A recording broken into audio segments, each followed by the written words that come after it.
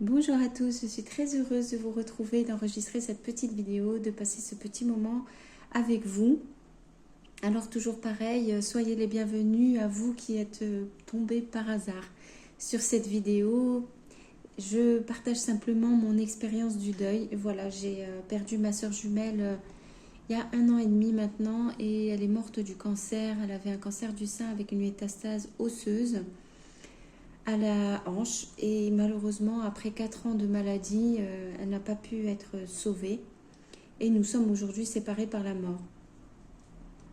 Donc c'est l'objectif de cette chaîne, c'est de vous témoigner en fait tout simplement de ma vie. Alors je vous raconte pas des choses forcément extraordinaires, mais je vous partage un peu ma façon à moi de survivre à ce drame.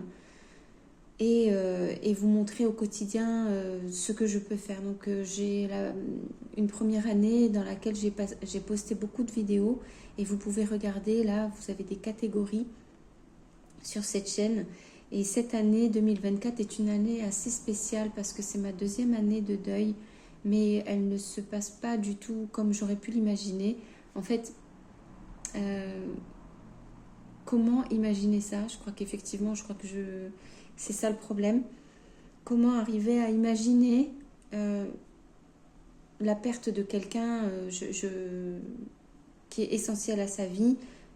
En fait, je pense que personne ne peut vraiment le savoir.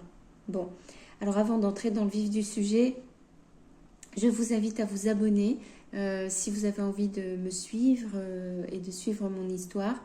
Également, si vous avez envie de partager avec vos témoignages dans les commentaires. Je me fais toujours une joie de vous lire. Je suis toujours impressionnée par vos histoires de vie à vous aussi et ce que vous traversez et puis tout ce que vous arrivez aussi à mettre en place pour vous en sortir.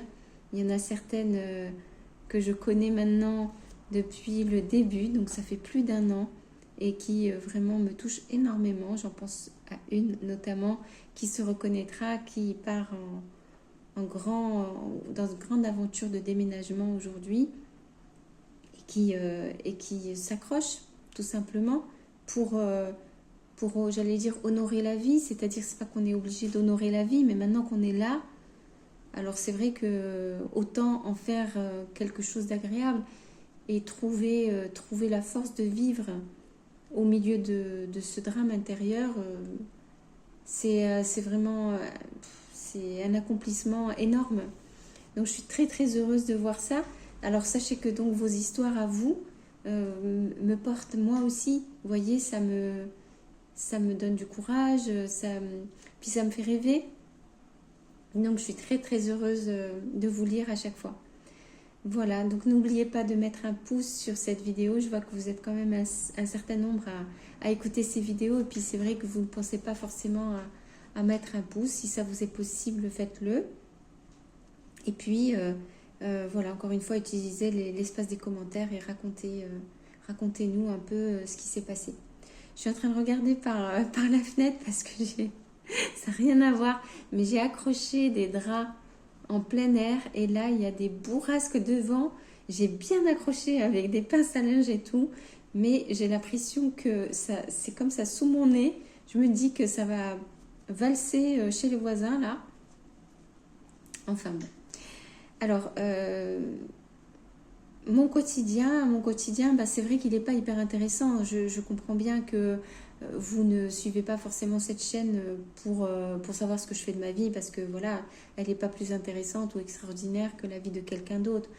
Par contre, ce qui est compliqué cette année 2024, c'est effectivement ce deuil parce que j'ai vécu, disons, les premières étapes ou disons les premières phases où j'étais vraiment dans la sidération l'année dernière et j'ai fui, j'ai essayé de... Vraiment, là, j'étais en mode survie, je crois, où il fallait que j'ai été très occupée. Je me suis occupée énormément, j'ai fait beaucoup de yoga, du bouddhisme, j'ai fait de la permaculture, je me suis lancée dans plein de projets et je me suis nourrie du contact aux autres. Donc j'ai fait vraiment beaucoup de choses.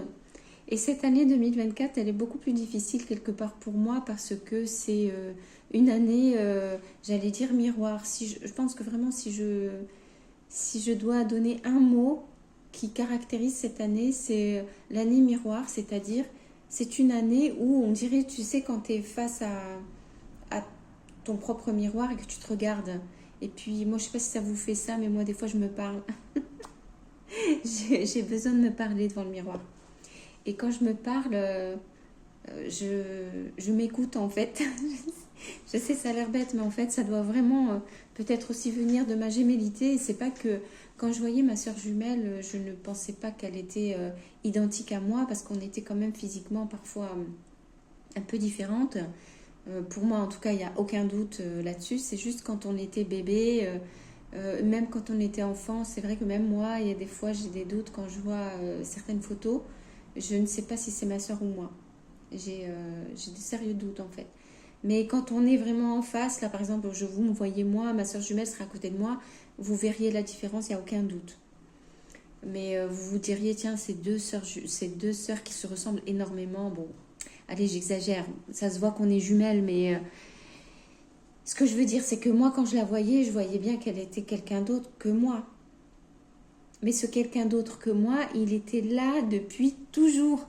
Depuis que j'ai mes yeux d'enfant, de bébé, enfant, adolescente, femme, tout ce que vous voulez, il a toujours été là. Donc j'ai eu l'habitude d'avoir quelqu'un en face de moi avec qui parler et qui me regardait avec une véritable intensité et beaucoup de concentration et qui me répondait. Donc moi, mon miroir, quand je me regarde aujourd'hui sur le miroir, ben, il ne me répond pas le miroir.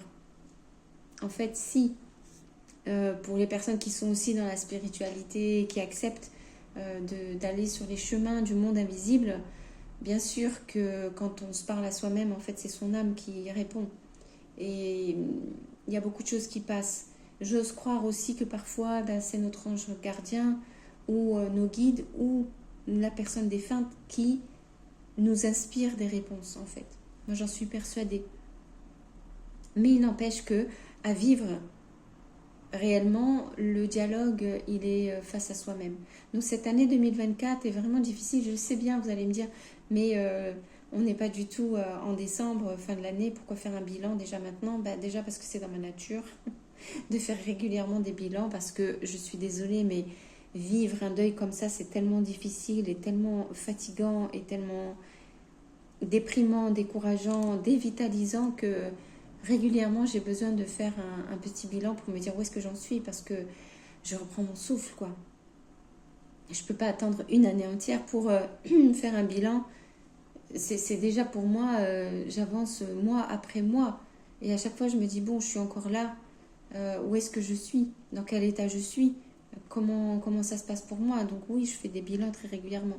Donc ce que je me dis, c'est que cette année, c'est vraiment une année miroir parce que j'ai vécu la majorité du temps de cette année enfermée toute seule, chez moi, quasiment entre quatre murs, on va dire, avec d'innombrables heures toute seule, face à moi-même. Et je peux vous assurer que des fois, j'ai l'impression d'être dans une forme d'incarcération, dans la forme douloureuse du deuil. C'est-à-dire que j'ai bien sûr eu des moments de détente, de lâcher prise, en allant voir tout simplement des amis, en sortant de mon isolement et en allant voir des amis. Mais la majorité du temps quand même, j'ai vécu tous les mois de cette année 2024 absolument toute seule. Là par exemple, je viens de faire exactement 15 jours sans voir personne de mes connaissances, c'est-à-dire sans voir d'amis, sans voir de famille, sans voir quelqu'un. À part, bien sûr, quand je sors pour faire des courses, là, j'ai toujours un commerçant, une commerçante en face de moi. Mais 15 jours, je peux vous assurer que c'est une véritable épreuve que j'ai vécue en plus le plus souvent enfermée chez moi. C'est-à-dire que je suis passée par une telle phase de découragement et de fatigue parce qu'on est dans une lutte constante pour tenir le coup, qu'il y a un moment donné, j'ai eu besoin juste de me reposer. Alors, je n'ai pas rien fait. Hein, ça ne veut pas dire quand on est enfermé chez soi qu'on ne fait rien. J'ai été très active, mais j'ai été enfermée. J'ai eu besoin de prendre de la distance avec absolument tout. Alors, je ne dis pas le contraire, je dis que si j'avais eu des amis à côté de moi, si j'avais eu vraiment quelque chose de bienveillant, de gentil, ben, bien sûr que j'aurais accepté, je l'aurais fait, mais ça ne s'est pas présenté, ça n'a pas été possible, et puis voilà, je suis dans une réalité qui fait que j'habite dans une ville où je n'ai pas d'amis, où je n'ai pas de, voilà, où je n'ai pas de famille. Donc, c'est pas pour me plaindre que je vous dis ça, c'est que je vous dis ça parce que, en fait, on est beaucoup plus nombreux que ça à être dans des phases d'isolement dans la vie et on n'en parle pas parce que bah, certains d'entre nous peuvent avoir honte, se dire oui, je suis quelqu'un qui n'a pas d'amis. Non, moi, je me remets pas en question là-dessus. Je sais très bien que j'ai des amis. C'est juste qu'ils n'habitent pas au même endroit que moi. Et que là, la vie que j'ai aujourd'hui, elle est faite de sorte à ce que je sois vraiment totalement isolée. Mais ce que j'ai trouvé intéressant et que je voulais partager avec vous, c'est que j'ai l'impression d'être un peu un rat de laboratoire. C'est-à-dire que j'ai l'impression de vivre le deuil dans une forme, une des formes les plus difficiles. C'est-à-dire une des formes où la personne est toute seule, mais le seul dialogue qu'elle a, c'est avec elle-même.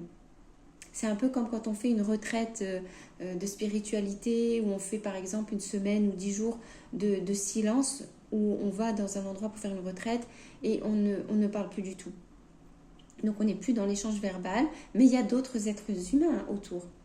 Ou alors c'est cette fameuse idée qu'on a des retraites dans les grottes himalayennes. Si vous êtes dans la spiritualité, vous savez de quoi je parle.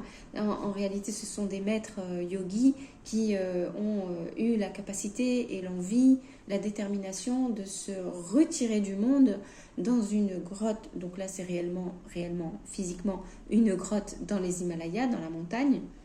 Et dans laquelle, alors n'imaginez pas qu'ils étaient dans une grotte humide, dégueulasse, avec des conditions dégueulasses. Non, non, c'est pas ça. C'est des petits, comme des petits cabanons. Je sais pas comment vous dire, une petite pièce qui est construite très basique et qui est accrochée à flanc de montagne en fait. C'est ça un peu l'idée de la grotte. Alors je vous parle du monde d'aujourd'hui hein, et du siècle qui vient de passer, mais pas bien sûr que auparavant, il n'y avait pas ça, il y avait vraiment des grottes. Mais revenons à nos moutons, ce que je veux dire, c'est que quand on est dans ce choix-là de se retirer du monde, c'est parce qu'on veut rentrer en contact avec soi-même. On veut rentrer en contact avec soi-même, mais pas seulement, on veut aussi rentrer en contact avec le divin, ou bien avec l'univers, ou bien avec ses guides spirituels, ou bien avec son soi supérieur, avec son âme. Je ne sais pas qui vous allez rencontrer, mais en règle générale, c'est pour rencontrer quelqu'un ou quelque chose. Voilà. Et c'est un exercice extrêmement difficile, parce que vous l'observerez vous-même. Je pense que la plupart des gens vont dire, oui, j'ai envie de solitude, j'en ai marre d'entendre tout le temps plein de monde autour de moi, je suis crevée, voilà, on est tout le temps en train de me solliciter, je suis toujours obligée de faire. Alors quand j'ai un moment calme, où j'ai le silence autour de moi, où je suis toute seule, ah ben ça fait du bien, bien sûr, parce qu'on est dans une société où justement on est tellement entraîné à être en interaction permanente. Même à l'intérieur de chez nous, on a notre téléphone, on regarde plein de plateformes différentes pour être connecté à Internet, etc. Et finalement, avoir ces moments de solitude et de silence sont extrêmement difficiles. Mais quand on est à l'inverse, tout le temps dans sa grotte silencieuse, seul avec soi-même, je peux vous assurer que c'est très très difficile. Si vous avez l'expérience de ça, si vous-même vous avez déjà fait des retraites, vous avez déjà passé par là, mais dites-le moi en commentaire et dites-moi comment vous avez vécu les choses. Donc tout ça pour en revenir au fait que effectivement, j'ai l'impression de vivre la forme de deuil une des plus difficiles parce que je suis face à moi-même. Et en étant face à moi-même, qu'est-ce que je vois ? Ben, je vois bien sûr tout ce qui est en rapport avec ma sœur jumelle, toute la tristesse, le manque, la douleur, parce que c'est vraiment de la douleur. Je vois aussi toute la culpabilité que j'ai toutes les émotions qui accompagnent en fait ce qui lui est arrivé, comment je me suis comportée. Donc je suis en pleine... franchement, j'ai l'impression d'être au purgatoire. Et la troisième chose, c'est que je vois tout ce qui était là avant qu'elle ne meure. C'est-à-dire qui n'a rien à voir avec elle, qui n'a rien à voir avec sa mort. Mais justement, finalement, tout ce qu'elle a porté dans ma vie et tout ce que finalement notre relation cachait de ma situation en fait. Donc vous voyez, il y a vraiment 3 prises de conscience énormes. Je répète, hein. La première, c'est la relation à ma sœur, parce que forcément, être dans le vide toute seule, ben, on ressent le manque humain. La deuxième, c'est tout ce que j'ai pu faire de mal, ou tout ce que j'ai pu faire de travers. Comment je me suis comportée, quelle a été la personne que j'ai été par rapport à cette épreuve qu'elle a vécue elle aussi. Parce que là, je parle de moi évidemment, mais c'est elle qui est morte, c'est elle qui était malade, c'est elle qui a souffert, c'est elle qui a eu peur, c'est elle qui était dans le besoin d'aide et de soutien et d'encouragement et d'amour et d'affection et de tendresse. Qu'est-ce qu'elle a reçu? Qu'est-ce qu'elle n'a pas reçu? Alors bien évidemment, j'ai vraiment mal au cœur quand je vois dans la réalité ce qui s'est passé pour elle. Mais qu'est-ce que j'ai fait moi aussi vis-à-vis d'elle? Donc là, c'est la deuxième partie qui est très difficile. Comment je me suis comportée? Quelle a été la personne que j'ai été? Et je peux vous assurer que j'ai beaucoup de choses à me reprocher. Et la troisième chose, c'est effectivement, quel est donc ce derrière, quoi, ce côté de l'iceberg, là, le deuil de ma sœur, alors ça me rend dans un état, je suis malheureuse, je suis... voilà, bien sûr que c'est vrai. Mais au fond, derrière, qu'est-ce qu'il y avait que ça cachait, cette relation? Ma sœur m'a apporté énormément de soutien. Elle a apporté plus que du soutien, elle a apporté une raison de vivre. Et elle était réellement une béquille pour moi. Voilà. Et donc si aujourd'hui elle n'est plus là, il est évident que je n'ai plus cette béquille non plus. Donc finalement, qu'est-ce qui avait besoin d'avoir une béquille? Qui en moi avait besoin... Enfin, qu'est-ce qui avait en moi qui nécessitait à ce point une béquille? Au point que je sois complètement KO par terre maintenant qu'elle n'est plus là. Est-ce que ma relation avec ma sœur n'était que ça finalement? Non, je sais bien. Mais en gros, est-ce que la relation avec ma sœur n'était que quelque chose qui venait à mon secours? Est-ce que c'était à ce point-là? Est-ce que ma sœur prenait à ce point cette place dans ma vie? Ce qui signifierait que j'ai finalement pas réellement abouti dans ma vie, que je ne me suis pas suffisamment construite, que mon estime de moi intérieure n'est pas suffisamment fort, que le vide que je ressens ne devrait pas être là si j'étais accomplie, construite, nourrie par moi-même. Parce qu'à la base, je ne suis pas que moi. Là, ce que vous voyez, c'est l'enveloppe extérieure de moi, de Kenza. Mais à l'intérieur de Kenza, je ne parle pas de l'aspect physique, des organes, etc.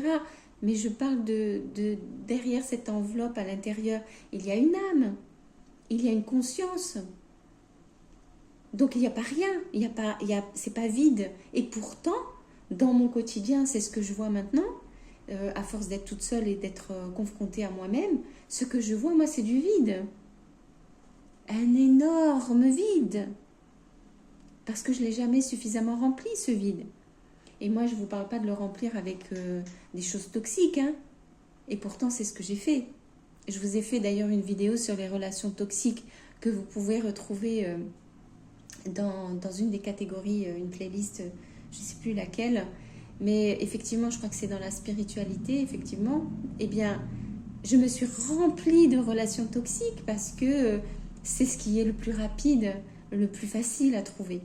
Quand on est dans des situations de vulnérabilité, des moments de doute dans sa vie, où on est accroché à la personne qui est partie, eh bien, on attire comme des mouches, hein, comme du miel peut attirer des mouches, les personnes qui sont justement des personnes toxiques. Alors, vous écouterez la vidéo, hein, encore une fois, j'ai une vision très particulière des personnes toxiques. Je ne considère pas que la personne est toxique en soi. Bon, ça peut arriver, mais disons qu'elle nous propose une relation toxique et nous l'acceptons. Donc j'accepte régulièrement de me remplir de relations toxiques. Parce que, alors là, c'est comme si j'avais une espèce de drapeau sur ma tête qui disait venez, venez, personne vulnérable, disponible, vous pouvez venir. J'attire forcément ce genre de personnes-là, je vis des expériences, je suis malheureuse, et la boucle est bouclée et ça continue. Eh bien, j'ai bien compris maintenant que la solution, c'est de commencer à me nourrir moi-même avec des ingrédients que j'ai choisis moi-même, à cultiver mon propre jardin intérieur. Et c'est pas des paroles en l'air que je dis là. C'est réellement choisir qu'est-ce que je vais faire pousser, qu'est-ce que je vais planter, c'est quoi les graines que je choisis. Et puis ensuite, il va falloir retrousser les manches et y aller. C'est-à-dire planter dans la terre, arroser, vérifier, surveiller, etc. Et ça, j'avoue qu'on est très nombreux à ne pas savoir comment faire. Et pourtant, ça fait très longtemps que je suis dans ce domaine-là de développement personnel et de spiritualité, heureusement. Donc, j'ai pas rien fait. J'ai fait énormément de choses. Mais voilà, la solution, elle est là. Donc, tout ce qui est la première raison, comme je vous disais, la douleur de la perte de ma sœur, bien sûr qu'elle est réelle. Parce que les moments de complicité qu'on avait, les moments de rire qu'on avait, la tendresse qu'on avait l'une envers l'autre, tout ça, c'est évident que ça, c'est la première couche du deuil. C'est évident que ça fait mal au cœur et tout le monde vit ça. C'est ces moments d'amour énormes, infini, j'allais dire, avec cette personne. Donc moi là, c'est ma soeur jumelle. Évidemment que ne plus les avoir, ça nous rend triste et ça nous tord le cœur, quoi. Mais la deuxième partie, je la mets de côté pour l'instant sur la question de quelle personne j'ai été par rapport à ce que a traversé ma sœur avant de mourir. Mais la troisième, c'est ça, c'est quelle est donc cette énorme chose que ma relation avec ma sœur cachait. Cette chose, en fait, cet énorme vide que j'avais moi à l'intérieur de moi. Qui fait qu'aujourd'hui, quand elle n'est plus là aujourd'hui pour m'apporter tout son soutien, tous ses encouragements, tout son amour inconditionnel, tout son partage, son intelligence qu'elle partage avec moi, ses idées, sa créativité, évidemment que ça me fait défaut. Parce qu'elle remplissait l'énorme vide que j'avais par quelque chose que moi j'estime être de haute valeur. Donc maintenant qu'on me l'a enlevé, parce que j'aime bien dire ça, et oui, je sais, c'est pas du tout la réalité, mais je sais, j'aime bien, je suis encore là-dedans, je me considère comme une victime encore. On me l'a enlevé, oui, ma soeur jumelle, on me l'a arraché, j'en suis encore à ce stade-là, et oui, maintenant qu'on me l'a enlevé, il n'y a plus qu'un énorme carnage à l'intérieur de moi, j'ai l'impression d'être un volcan à ciel ouvert, quoi, avec un énorme abysse. Voilà. Alors vous allez dire oui, j'exagère. Je pensais aussi que j'exagérais, mais en fait, en observant toutes les pensées que j'ai eues depuis le mois de janvier, là on est début septembre, on est vraiment le tout début de septembre, non, je ne me trompe pas. J'ai vraiment un gros travail personnel à faire pour accepter de construire mon jardin intérieur, de rencontrer la personne que je suis et d'accepter d'être qui je suis et aussi de ne pas être tout le temps dans la relation du sauveur-sauvé parce que je suis très très souvent dans cette relation de vouloir sauver les autres parce que ça me nourrit de m'occuper de l'histoire des autres.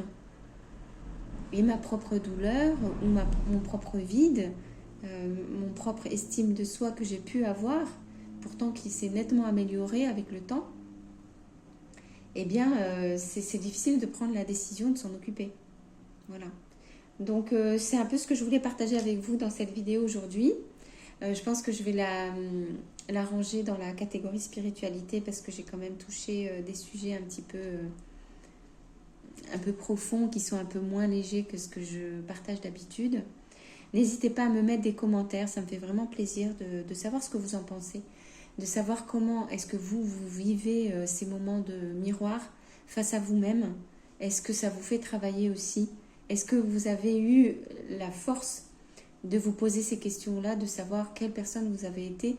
Est-ce que c'est trop douloureux encore pour vous de vous poser ces questions-là? Parce que j'ai quand même le sentiment profond que c'est quand même le chemin de sortie pour nous, d'accepter de nous poser ces questions-là. C'est de bien identifier ce qui est de la relation amicale, amoureuse, fraternelle, etc. En ce qui me concerne, c'est la gémellité. Et donc tout ce qui a été beau là-dedans. Et de séparer tout ce qui est de l'ordre de la béquille, de ce que l'autre a comblé à l'intérieur de nous. Parce que notre blessure intérieure, notre souffrance intérieure, eh bien, l'autre personne est venue nous aider à nous guérir ou à nous faire supporter les choses. Bien, bien séparer ça. Parce que la personne qui est morte, elle a fait ce qu'elle a pu pendant qu'elle était vivante. Maintenant qu'elle est morte, j'en suis persuadée, elle essaye de faire de son mieux, encore une fois, pour nous aider par d'autres moyens. Mais c'est pas face à nous, on ne le voit pas. On peut perdre confiance du coup. Eh bien, essayons de voir jusqu'à présent, justement, le fait qu'elle soit partie, qu'elle soit morte, qu'est-ce qui me fait le plus mal aujourd'hui dans ma vie? Comment est-ce que je me comporte? Comment est-ce que je réagis? Et est-ce que si elle était là, ça changerait tout? Alors c'est quoi qui change tout? C'est quoi ce truc que je ne veux pas voir? Moi, personnellement, c'est ce que je partage avec vous. C'est que j'ai un comportement d'auto-enfermement, de repli sur soi, d'auto-sabotage énorme. Et c'est vrai que ma sœur jumelle m'a apporté ça. Ces paroles rassurantes, ces paroles positives, cet encouragement au quotidien, ce besoin de dire mais tu sais que tu en as besoin, ça va te faire du bien. Et moi, ce que j'avais mis en elle, c'est de la confiance. Ce qu'elle dit est vrai, ce qu'elle dit est bon pour moi, il est bon pour ma santé, j'ai intérêt à suivre ses conseils, même si parfois c'est difficile et ça me contrarie, mais je me suis rendu compte qu'à chaque fois que j'ai suivi ses conseils, eh bien, j'ai pu résoudre un certain nombre de choses et avancer dans ma vie, etc. Donc, voilà, si vous avez envie d'entrer dans une période d'introspection, eh bien, j'espère vous donner en tout cas quelques clés pour permettre d'identifier ce qui ne va pas à l'intérieur de vous pour pouvoir trouver d'autres façons d'y arriver. Donc ça veut dire contacter d'autres thérapeutes, ça veut dire commencer à rentrer dans des activités qui peuvent nous nourrir, comme des activités liées à la spiritualité ou à l'image de soi ou à la prise de décision, concrétiser ses rêves, réaliser des choses qu'on a toujours voulu faire et qu'on n'a pas su faire aussi, toutes ces sortes de choses-là. Bon, je suis désolée, je suis en train de fourcher beaucoup dans cette vidéo, je me sens très fatiguée. Je vais vous laisser là sur cette vidéo. Alors encore une fois, n'oubliez pas de mettre un pouce sur la vidéo, de vous abonner si ce n'est pas déjà fait. Et si ça vous intéresse de me suivre, mettez en commentaire ce que vous pensez de cette vidéo et ce que vous traversez en ce moment. Moi, en attendant, je vous fais des gros bisous. Prenez soin de vous. Continuez là où vous êtes. Sachez que rien n'est inutile, que tout compte. Les moindres petits efforts comptent et que derrière, il y a une vie qui nous attend et à nous de la rendre agréable pour qu'on ne soit pas là pour rien, quoi. Merci de m'avoir écouté et à très vite pour une prochaine vidéo.